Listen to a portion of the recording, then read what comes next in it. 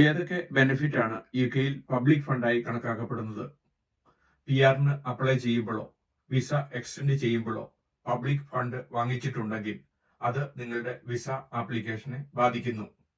ഏതൊക്കെ public fund എന്ന് നമുക്ക് പരിശോധിക്കാം.